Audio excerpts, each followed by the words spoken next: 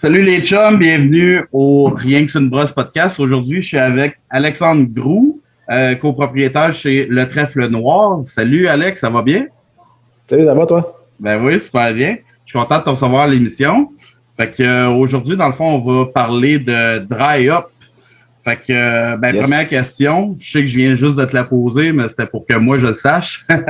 Est-ce que t'en fais-tu pas mal, toi, des dry up au Ouais, en Trèfle fait, Noir? Ouais. dans les dry up, on en met dans. C'est sûr qu'on a quand même pas mal de bières qui sont blonnées, là, que ce soit les Pale Ale, les NEIPA, les double IPA, les Black IPA, comme je te disais tantôt aussi, les saisons, là, on va aller dry upper les saisons américaines, les farmhouse.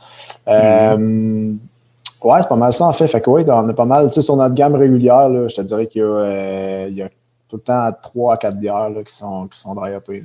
OK, parfait. Puis, à quel moment de la fabrication, toi, d'habitude, tu vas faire les dry-up? Parce qu'il y a beaucoup d'écoles, là.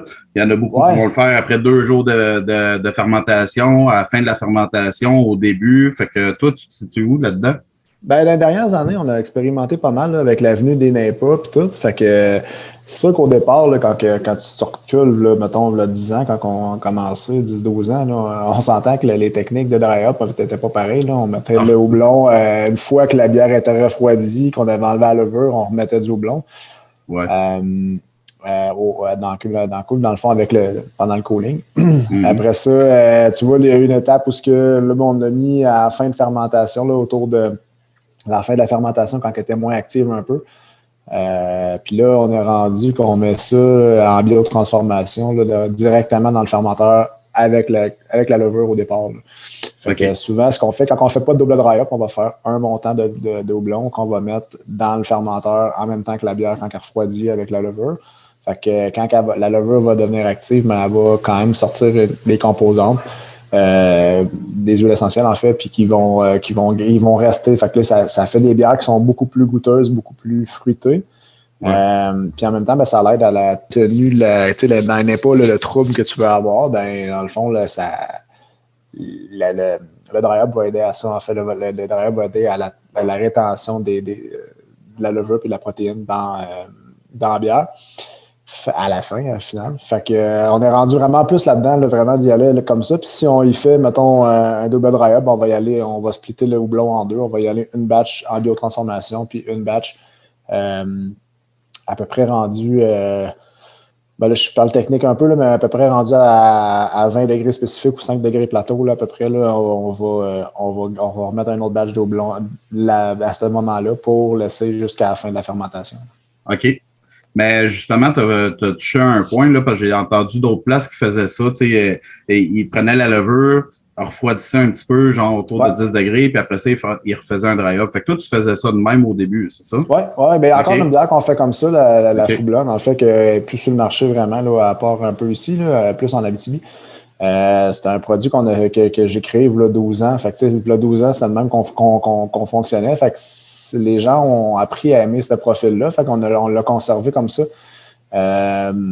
Mais ouais, c'est ça. On a commencé comme ça, puis vraiment, avec le temps, on a expérimenté, mais vraiment dans les dernières années, là, dans les 3, 4, 5 dernières années, là, ça a vraiment évolué vite. Puis il y a eu plein d'écoles de pensée aussi là-dessus. Fait que, comme tu dis, il y a plein de brasseries, puis il y a plein de monde qui font leur truc là-dedans. Moi, c'est ce que je trouve qui fonctionne le mieux chez nous, là, puis avec lequel j'ai un résultat qui me satisfait le plus, en fait. OK. Mais est-ce que tu as eu des problèmes, mettons, d'atténuation rendus en canette en faisant le dry-up à froid, là? Parce que là, justement, moi, j'étais au congrès de l'AMBQ, là, et puis il y avait une bonne conférence là-dessus, là, sur le hop creep, là, dans le fond, qu'il y a des enzymes qui se retrouvent dans la bière, puis que si ta bière n'est pas filtrée, s'il reste quoi que ce soit, c'est de la levure, dans le fond, ça risque de continuer à atténuer rendu dans le canne. Est-ce que tu as eu ce genre de problème-là, toi?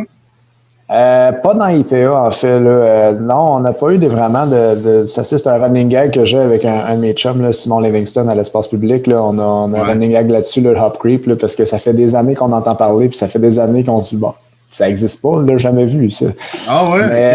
Mais je touche du bois, là. Non, en fait, ça probablement que ça arrive là, sur le long terme, mais moi, à la shop, je l'ai vraiment jamais vraiment expérimenté là, avec les produits. C'est sûr, moi, ce qui arrive, dans le fond, moi, qu'est-ce que je trouve, c'est que les dry-ups, si on les garde trop longs, mettons que la fermentation elle s'étire, on va aller chercher des goûts vraiment verts, plus chlorophylle un peu. Fait que là, dans ce temps-là, c'est ça qui va créer plus le problème que vraiment un hop creep ou une atténuation en canette, là, parce que la canette va continuer, pas à refermenter, parce que, oui, mais puis à créer un diacétyl en canette ou des trucs comme ça. Ça peut arriver, mais moi, je ne l'ai jamais vraiment expérimenté de cette façon-là. OK. Puis, parce que je connais une brasserie en particulier là, qui avait essayé justement les deux méthodes, puis qui trouvait sur la même bière, là, puis qui trouvait qu'il y avait plus justement d'huile essentielle, d'arômes qui ressortaient en biotransformation que sur le foie. Est-ce que c'est pour ça, toi, dans le fond, que tu as changé, tu as switché de méthode? Ou... Oui, en fait, c'est ça. C'était pour aller chercher, comme je te parlais tantôt, les NEPA. Quand les NEPA ont sorti, puis qu'on essaie d'avoir un gros côté fruité vraiment présent, on sortait tout le temps un peu déçu quand on le faisait en fin de fermentation, là, vers la fin. Ou à froid. À froid, ça se faisait quasiment pas, là, mais vers la fin de la fermentation, on n'avait vraiment pas on avait plus un goût franc, un peu mentholé, qui n'était pas nécessairement agréable. Okay. On n'avait pas tout le potentiel d'extraction des huiles essentielles du houblon. Ouais. Fait qu'on a, à force de parler avec du monde, à force de faire justement des conférences, soit à la MBQ ou avec le CBA, en fait, on s'est rendu compte que on peut essayer ça comme ça. La biotransformation commençait aussi. Puis on avait testé des trucs, puis on s'est rendu compte que le résultat au final était vraiment meilleur quand on le faisait, quand on le laissait aller, dans le fond, là, avec la levure. Ce qui arrive, c'est qu'on en perd une partie, par exemple, parce que la levure va créer du CO2. Le CO2 va faire j'ai ventilé, mais pas ça, mais il va faire évaporer ou sortir, dans le fond, là, des huiles essentielles, en fait. Ouais. Fait qu'on en perd un peu, mais en quantité qu'on met, je ne veux pas à un moment donné, là, on ne peut pas tout garder non plus.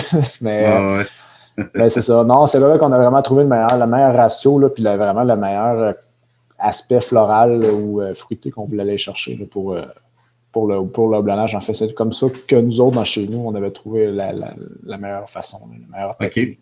OK. Puis côté méthode, je sais vraiment tout l'aspect méthode que vous employez là, pour faire le dry-up. Mais premièrement, la température de la bière. Ouais. Toi, comment tu gères ça quand tu vas faire ton dry-up? Parce que moi, d'habitude, j'avais l'habitude de quand je faisais le dry-up, je montais la température un peu pour y donner un diacétyl rest, là, dans le fond. Ouais. Est-ce que toi, tu as ce genre d'habitude-là aussi? Les diacétyl rest, on les fait de toute façon sur toutes les bières. Là, mais non, en fait, ce qu'on fait... ce qu'on va faire, mettons, si on ne le fait pas en biotransfo, là, comme on l'a pas au début, mettons, on va faire une partie qui va fermenter avec le houblon, avec la levure. Puis après ça, quand on va venir au deuxième houblonnage, on va arriver vers la fin de la fermentation. La température va augmenter, pas par elle-même, on va l'augmenter peut-être d'1 ou 2 degrés. Okay.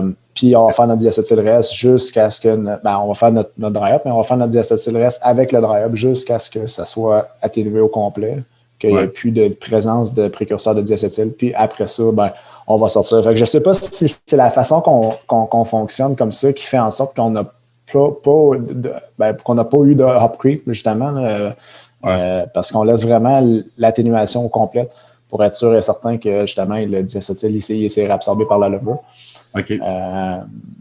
Mais oui, c'est ça, dans le fond, c'est vraiment ça. Là, c'est la façon qu'on fait notre deuxième dry-up, c'est vraiment ça. C'est d'aller rechercher, pendant le diacétyl rest, à le mettre un 2-3 jours là, à chaud avant de faire le cooling puis tout sortir ça.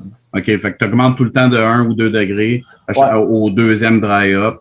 Puis c'est ça, OK. Pour le premier, on le fait, veux pas, c'est le début de la fermentation. Tu veux pas nécessairement augmenter, là, ouais. C'est ça, là, on le contrôle.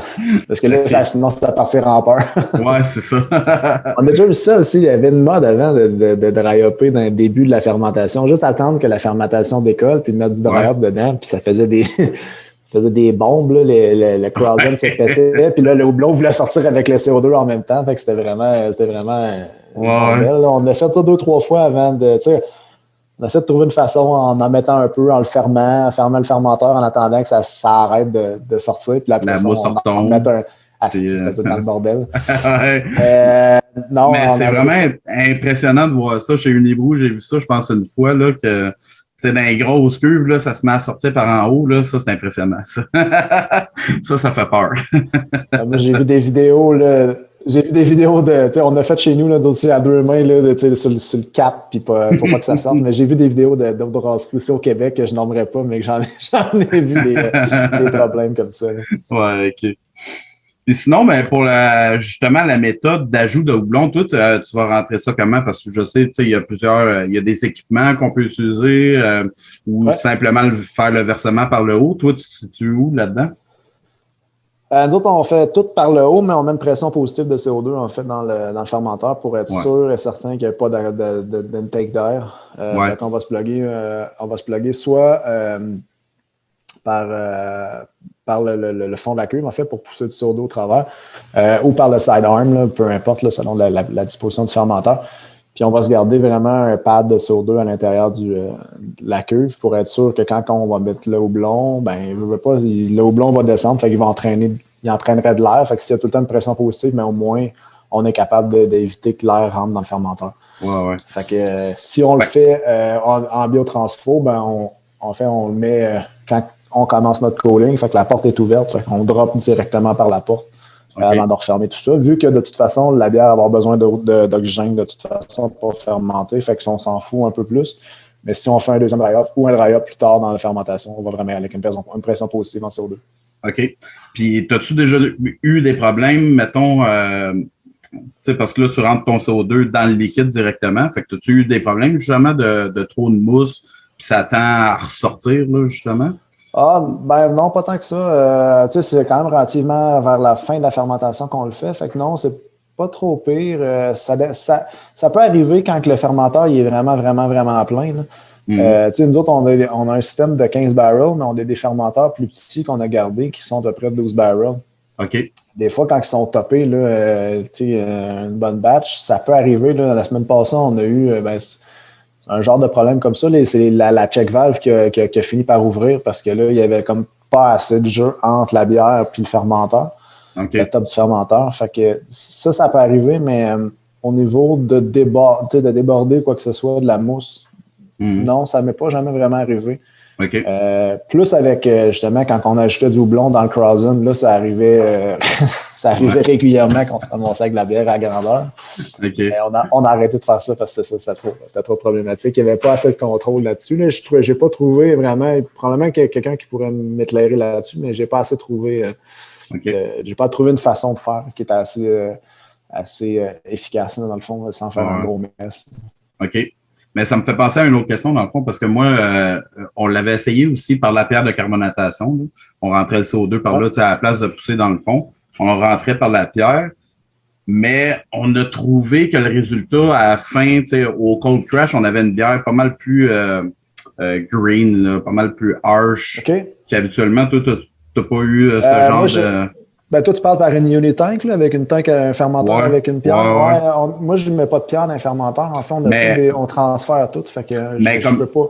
Ouais, mais je veux dire, parce que tu rentres quand même du CO2, là, moi, c'était juste. Parce que moi, c'était. À ce niveau-là?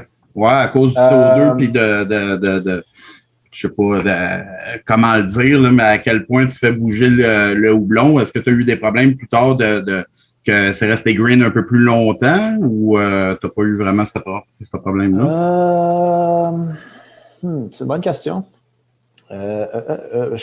Je pourrais pas te répondre là. Mais comme je dois répondre quelque chose, je te dirais, si c'est arrivé, je l'ai pas. Les gars l'ont bien géré. Ça a prod parce que je m'en suis pas rendu compte. Mais non, tu vois, je vais y penser la prochaine fois que je vais le faire pour être sûr de pas trop de faire voir si j'ai une différence entre garder une pression positive par en haut ou juste passer par la bière. Mais c'est une bonne question. C'est parce que moi, je l'ai expérimenté. Parce que dans le fond, on avait des unitanks, mais tu sais, tu avais dans le fond le vent qui s'en allait à la boule de lavage, mais j'avais un autre vent aussi. Fait que moi, je pouvais me permettre de rentrer d'un bord le CO2 puis de laisser s'échapper de l'autre bord, tu sais. C'est ça que je te disais. Tu sais, je te parlais ça dépendait des cuves, comment on le faisait, mais c'est ça. Moi, j'ai des cuves qui ont deux sidearms. Un avec la boule de lavage, puis un qui c'est juste un blow-off. Ouais, c'est ça. Ceux-là, je suis capable, mais j'en ai des fermenteurs qui en ont juste un. Quand j'en ai juste un, si je veux faire rentrer de sur deux, j'ai pas le choix. Il faut que je passe par en dessous parce que sinon, je pourrais passer par la boule de lavage aussi. Remarque, je n'ai jamais vraiment fait. Là. C'est juste pour créer un flow. Là, en fait. Ouais, c'est ça. Pour ça. Ouais. Mais c'est une bonne question. Je vais regarder ça. Parce que probablement que c'est peut-être que aussi que c'est une coïncidence que ça se peut pas que ça n'ait jamais arrivé, là, mais je vais checker ça. Ouais, fais le test.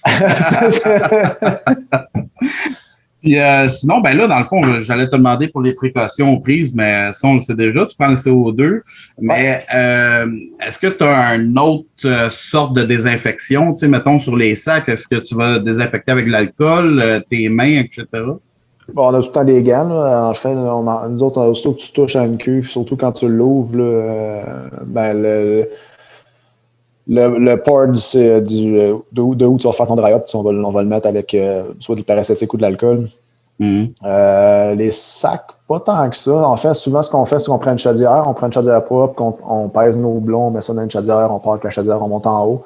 Puis on a une espèce d'entonnoir en stainless là, qui est désinfecté. Fait que on va tout dropper ça là-dedans, mais on sait garder la place le plus stérile possible. Mais avec la pression positive de CO2, ben, veut pas le CO2 de la queue sort. Fait que t'as pas vraiment d'entrée d'air. Ben, je te pose la question parce que moi, j'ai vu les deux écoles de pensée. Tu sais, à une place, je prenais les sacs avec une chaudière, comme tu dis, mais à une autre place, là, j'ai vu de l'alcool sur les sacs directement. Puis, un peu plus contrôlé. Là, mais...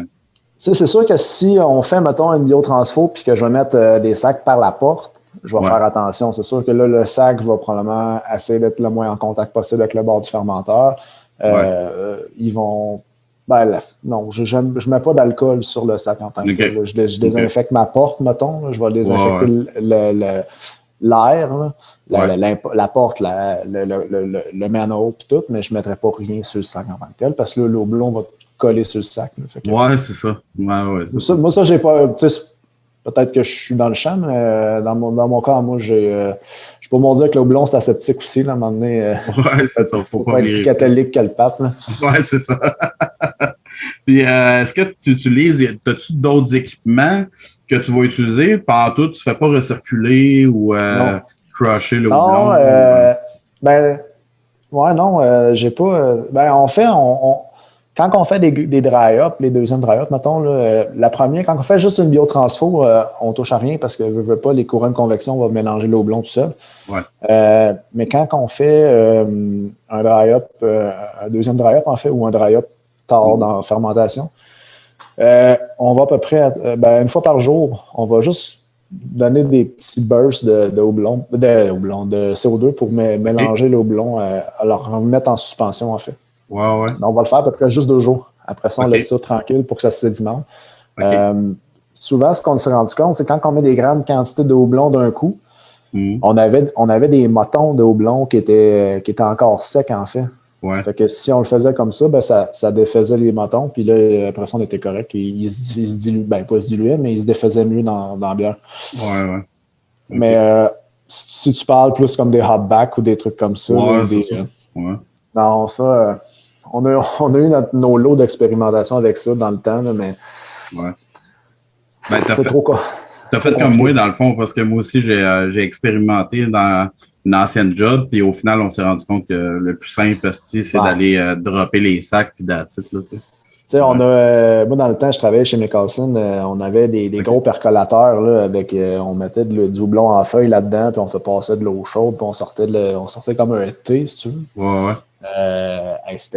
Moi, j'ai travaillé avec ça pendant 3 ans, mais quand je suis sorti de là, je dis non, c'est fini. Là, les hopbacks, c'est bien cute, là, mais moi, c'est pas pour moi. Mais tu sais, je dis ça, mais après, on a quand même essayé des trucs. Là. On a essayé de se faire des espèces de torpedos dans le temps, là, quand c'était bien populaire. Là, essayer de mettre du houblon dans un conteneur, que le mou chaud passait dans le houblon, dans le houblon, puis il retournait dans le cuve. puis l'oxydation à chaud. Il y a plein de petits problèmes qui peuvent découler de ça. Puis, ouais. Là, j'ai décidé que le plus simple, c'était le mieux. Là, vraiment un bon vieux dry-up, puis c'était plus facile à contrôler. OK. Puis parlant de houblon, ben justement, c'est quoi tes. Ben là, c'est sûr, ça va dépendre de la recette, mais qu'est-ce que quel houblon tu préfères utiliser pour des dry-up, là, justement? C'est sûr, là, on n'utilisera pas un houblon qui va amener surtout du bitter, mais t'en as-tu des préférés, toi, là-dedans? Il y a un houblon que j'ai haï pendant longtemps, petit castor, j'aime bien, c'est le Nelson. C'est drôle, là. Ah ouais? Pendant des années, là, les premières bières que j'ai bu au Nelson, là, dans le temps, à Montréal, j'étais au Brouhaha. Si je buvais ça, des grosses IPA au Nelson, je trouvais ça dégueulasse. Et avec le temps, mais j'ai réussi à l'apprivoiser, puis tu vois, je l'aime bien à ce temps. Ben, c'est sûr, tu sais, la combinaison, le mosaïque, le mosaïque Citra Simcoe, là, ça donne tout le temps des beaux résultats. Qu'est-ce que j'ai expérimenté récemment? J'ai bien aimé. Ben, on a sorti une bière cet été au Sabro, puis tout le monde me disait ah, Sabro, c'est dégueulasse, c'est dégueulasse. Puis, ben, on l'a travaillé, on essaie de pas trop en mettre, puis ça sort bien, ça se marie bien, en fait. Ouais. Ben, moi, j'aime bien. Je dis pas que c'est dans mes préférés, mais tu sais, récemment que j'ai essayé puis que j'ai bien aimé, j'ai aimé travailler, en fait. Ouais. Il y a eu ça. Sinon, ben, Vic Secret, je pense. Vic Secret, là, récemment, là, ça a été vraiment un gros coup de cœur, j'ai bien aimé. OK. Ça me fait beaucoup penser à ce qu'on avait dans le temps avec le Galaxy, là, le gros buzz qu'on avait avec le Galaxy d'une couple d'années, mais plus fruité encore. Fait que non, j'ai bien aimé ça, travailler avec ce houblon-là. Okay. Sinon, ben, sans nécessairement être un dry-up, mais un houblon, j'aime bien. Le Saaz, c'est con, là, mais pour tout ce qui est Pilsner, le côté noble vert, pelouse un peu. Je tripe là-dedans, de ces temps-ci, les lagers puis tout. C'est que c'est quoi que j'aime bien. Ouais. Mais je pensais à ça, là, parce que j'ai l'impression de voir de plus en plus, tu sais, des combinaisons de houblons, tu sais, un houblon amérisant, mettons, pendant l'ébullition, puis un seul au dry-up. Est-ce que toi, t'essayes tout ça ou tu préfères vraiment aller combiner plusieurs houblons ensemble? Non, ben on fait... c'est sûr que la majorité des produits qu'on sort régulièrement là, en canette, on va sortir avec des combinaisons.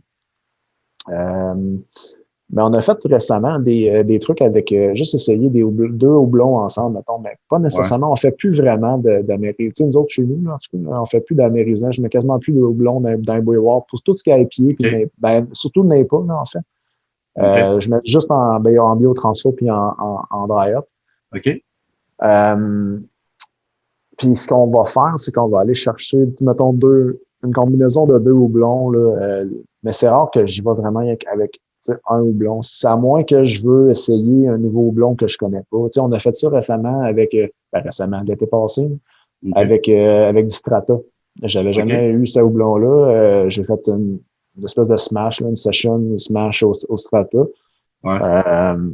Puis, smash, c'est pas smash parce qu'il y avait de l'avoine puis de l'orge, là, mais en tout cas, juste avec un houblon, là, puis j'aimais ça pour ça, mais vu qu'on a un gros système, ça prend énormément de houblon, puis c'est des trucs que je suis pas trop sûr, que je connais moins, je vais pas acheter 20 kilos ou 20 ou 30, 40 kilos, tu sais. Ouais. Donc, souvent, on y va à 20 kilos, oui, mais au-delà de ça, on le fait pas. Fait que, tu sais, ça va dépendre tout le temps comment on va travailler, mais vraiment, ces temps-ci, j'aime bien vraiment travailler. Là, j'ai sorti, je mets 2-3 produits avec juste deux houblons en dry-up.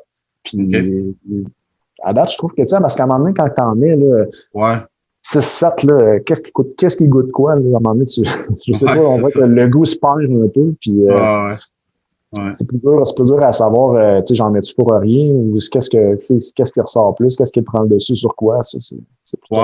Ben, c'est ça le gros point, c'est que tu vas améliorer la complexité, mais en tout cas, le résultat final, tu sais jamais si t'en as trop mis, si t'en mets J'en ai-tu mis pour rien? J'ai dit, ça reste gaspiller de l'argent. C'est ça. J'en ai-tu mis pour rien? Puis dans le fond, il y a juste deux houblons qui vont vraiment ressortir, tu sais. Fait que, ouais, c'est ça le gros. Ben, c'est ça, trouver des houblons qui sont complémentaires. Là. C'est sûr que si tu te bases sur tout ce qui se fait sur le marché, tu peux en trouver plein de combinaisons de houblons qui fonctionnent. Mais tu sais, essaie de trouver des houblons qui se complètent. Ouais. Sans nécessairement tomber justement dans tout ce qui se fait de fruits tropicaux, de houblon, à un moment donné, ça finit plus. Ouais. Qu'est-ce qui goûte quoi rendu là, tu le sais plus tant. Tu sais. Ouais. Puis, ben, dans le fond, avec quel genre de ratio tu vas travailler, toi, justement pour le houblon Andrea? Ben, mettons, en grammes par litre, là, ça dépend bien gros de la recette qu'on va travailler. Mais mettons, pour tout ce qui est Pale Ale, là, on va jouer à peu près entre du 15 à 18, 19. Après ça, on va monter, quand tu tombes dans les pieds, du 20 à 25. Puis après ça, tu vois, là, genre, on a fait une double maple hier, en fait. Okay. Puis on est tombé, on avait du 28 grammes par litre. Mais ça, je trouvais ça, c'était beaucoup.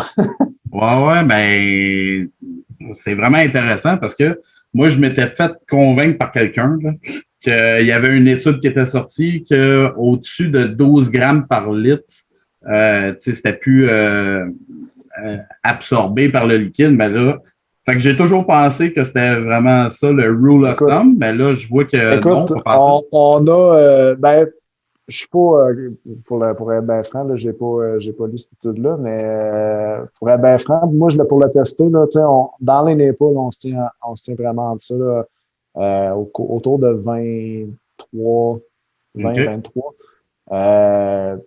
Puis ça donne un bon résultat.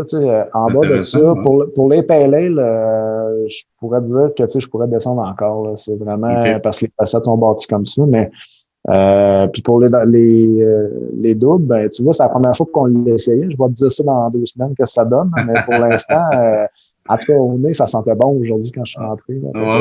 Probablement que ça doit. En tout cas, on verra bien. Là.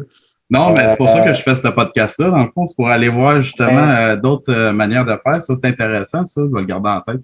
Ben, en tout cas, moi, c'est comme ça que ça fonctionne. Tu sais, j'avais lu là-dessus, ben, justement, plus t'en mets, plus que justement le hop creep et tout. Fait que là, tantôt, on parlait de tout ça. Puis là, en parlant, je me suis dit, ouais, OK, il va falloir que je watch mes affaires aussi. C'était bien là en particulier pour être sûr que tout sorte comme il faut. Mais c'est ça. Plus que t'en mets, plus que tu risques d'avoir ce problème-là aussi. Ouais. Mais c'est ça. Bon, on va voir. C'est sûr que la tendance est encore très forte sur IPA, mais au niveau du consommateur, je parle, mais au niveau des brasseurs, en tout cas, à mon niveau à moi, je tends à vouloir essayer d'autres trucs, revenir dans des styles qui sont un peu plus classiques. Fait que, tu sais, de décrocher de ce mode justement de gros blonnage pour revenir à des houblonnages qui sont plus modestes, comme tu dis, tu sais, du 12 grammes par litre, là, parle-moi, tu parlais de ça, le 6, 7, 8 ans, tu te faisais, t'étais un malade, là, ça se faisait pas, là. Mais, plus ça va, plus que le houblon est cher aussi, fait que éventuellement, peut-être que ça va devenir un peu plus la norme, mais écoute, pour l'instant, nous autres, c'est même qu'on fonctionne pas mal. Ah, mais c'est cool de me l'essayer, ça. Si t'as des petits, tu peux le faire en petite batch, pas pire. Ouais, c'est ça. Ouais, parce que quand t'es rendu avec 4 batchs de 2000, là, ça commence à coûter cher, là, en houblon. Puis, ben, justement, parlons-en du double dry up, excuse. Est-ce que tu penses, c'est ça le gros débat, je pense, ça. Est-ce que tu penses que ça change vraiment quelque chose de le faire en 2 versements, si je peux dire?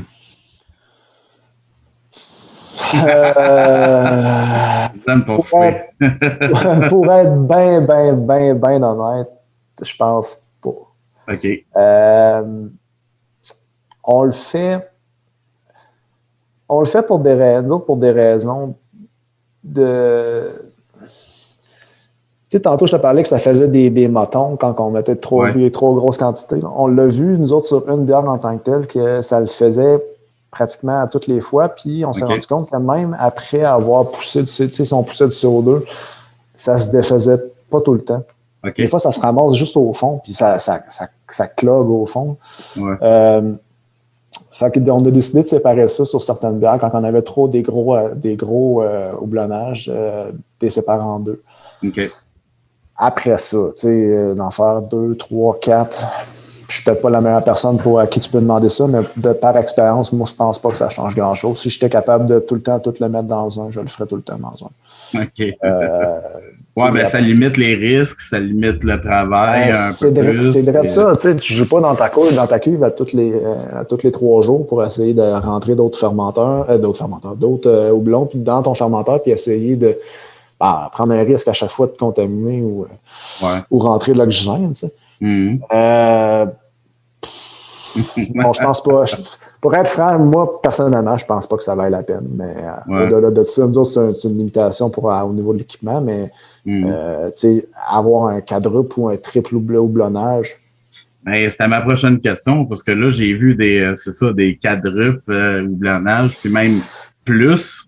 Ouais, pas certain, personnellement. Ouais, c'est ça. Mais tu sais, ça fait beau sa canette, mais au final, je suis pas certain. C'est du marketing, ça aussi. Là, tu sais, si je mets, je sais pas moi, une livre dans 2000 litres de bière, puis j'en mets 4 fois, ça change quoi rendu là? Tu sais, ça change plus rien. Là. Ça reste que c'est pas beaucoup de houblon. Ouais, c'est pas beaucoup de houblon, mais c'est ça. Je veux dire, ça ferait une quadruple dry-up, mais ça change rien. Au final, c'est juste la quantité que tu mets au total. Puis je pense que si tu le sépares en 4 parce que ton fermenteur le prend pas, c'est une chose. Tu sais, il y a une façon de faire aussi, là, que tu mets ton houblon, tu le laisses là une couple de jours, tu flushes, tu en remets d'autres. Est-ce que ça va donner vraiment meilleur goût? Moi, je ne l'ai jamais testé, là, mais je veux dire, rendu là, moi, si ta queue est capable de le prendre, fais-en rien qu'un. Puis tu vas avoir mais la même surtout, chose, surtout, tu vas être capable de goûter la différence. Ben, c'est ça. C'est ce qui est un peu compliqué rendu là, c'est de le tester sur tes bières à toi, mais si tes bières, si toi, tes bières le prennent, je veux dire, faut que tu fasses une étude comparative avec ça, parce que sinon, ça ne fonctionne pas. Si dans ton équipement à toi, ça fonctionne, mais je ne veux pas dire que dans le mien, on va avoir le même résultat. C'est tout le temps ça qui est touché, mais je pense qu'il y a beaucoup de marketing aussi là-dessus. Là. Le client, il veut avoir le plus de houblon possible. Mais ça, c'est pareil depuis toujours, parce que moi, ça fait 12 ans qu'on est ouvert. Puis dans le temps, c'était c'est qui la bière qui va avoir le plus de IBU possible. Puis là, c'est rendu qui va avoir le plus de dry-up possible. Ouais. C'est bien intéressant. Merci en tout cas. Merci. Moi, on a fait pas mal le tour de mes questions. Je suis bien content de t'avoir vu. Pour vrai, c'était vraiment intéressant. Puis ça m'a mis des idées à moi aussi dans la tête. Là, fait que je vais en parler au boss demain. Moi, tu m'as mis des doutes dans la tête. non, mais tu sais, c'est ça. Je travaillais avec des gens qui voyaient ça d'une certaine manière, mais ça ne veut pas dire que les autres manières sont moins bonnes. Là. Commence pas à douter. Là. Non. Ils sont déjà bonnes tes bières. Oh. Merci. Mais au final, je pense que c'est vraiment une question de préférence, une question d'équipement, puis une question de dans quoi tu es à l'aise, dans quoi c'est de l'expérimentation. C'est rendu là, c'est d'avoir du fun dans ce que tu fais, puis de l'essayer. Mais c'est pour ça que je te dis que je vais regarder les options, parce que c'est pas une finalité, le dry-up, ça change à toutes les à toutes les quelques années. Fait que là, on fait ça, mais ça ne veut pas dire qu'on va faire ça encore dans 2-3 ans. Ouais, t'as bien raison. Puis, as-tu des plugs? Qu'est-ce qui s'en vient pour vous autres au Trèfle Noir? Nous autres, ça va être le 10e c'est le 13e du trèfle, mais le 10e de la shop. Okay. Ça va faire 10 ans l'année prochaine qu'on en canne. La bouteille est en canne. Fait qu'il va y avoir des produits qui vont sortir l'année prochaine. On avait fait pour les 10 ans du bar, on avait fait 10 produits pour les 10 ans en 1 an. Je ne ferai pas ça. Je referai pas ça, là, parce que c'était de la job. Il va y avoir quand même des trucs cool qui vont sortir au courant de l'année prochaine. Okay. Puis, on continue à développer, à ressortir d'autres canettes. Puis là, on tombe toutes. On a délaissé tranquillement la 355, là, la petite canette pour s'en aller avec la grosse. Okay. Fait que ça va continuer aussi, sortir d'autres produits au courant de l'hiver. Fait que non, ça ne lâche pas. Ah, c'est cool. Ben, je suis vraiment content de t'avoir reçu à l'émission. Merci vraiment infiniment. Puis, on te souhaite que le meilleur. Yes, hey, merci bien. Yes, sir. Puis, à vous autres, chers auditeurs, un prochain épisode. Cheers!